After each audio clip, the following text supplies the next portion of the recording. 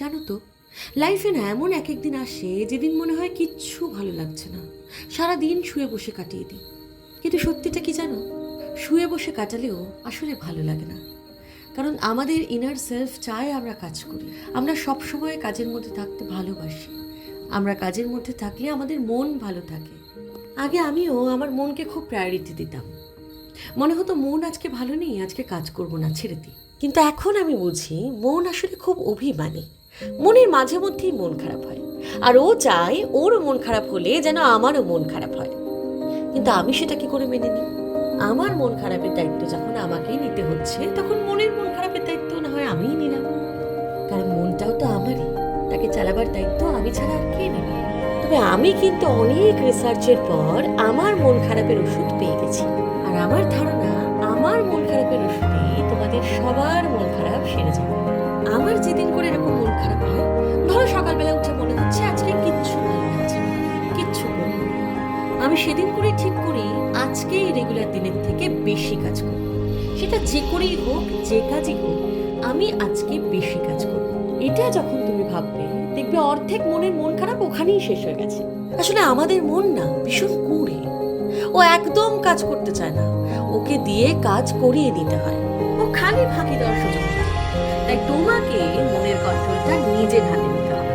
তোমার মনকে যেদিন তুমি কন্ট্রোল করবে, দেখবে অর্ধেক প্রবলেম ওখানেই সলভ। হ্যাঁ, আমি জানি এটা সম্ভব, আমার পক্ষেও সম্ভব ছিল। কিন্তু এটাকে সম্ভব করার কিছু টেকনিক আছে, সেই টেকনিকগুলো আমি আজকে তোমাকে শেয়ার করব। দেখো, একা একা না 24 ঘন্টা কাজ করতে সবাই পারে না, সবার পক্ষে সম্ভব হয় না। তখন কি করতে হয়, নিজেকে নানা রকমের কাজে ব্যস্ত করে তুলতে হয়। তুমি যদি স্টুডেন্ট হও, তাহলে তো তোমার কাছে কাজের মতো কাজ প্রচুর রয়েছে, বা তুমি কখনো একটা কাজও 16 ঘন্টা টানা করতে পারো। কিন্তু এমন অনেকেই আছেন যাদের কাছে সত্যিই 16 ঘন্টা করার মতো এনাফ কাজ নেই। তেমনই একজন ছিলাম আমি।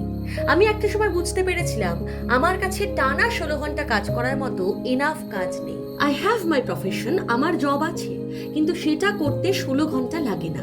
এখন বাকি সময়গুলো কি করব? বসে মনের মন খারাপকে প্রশ্রয় দেব?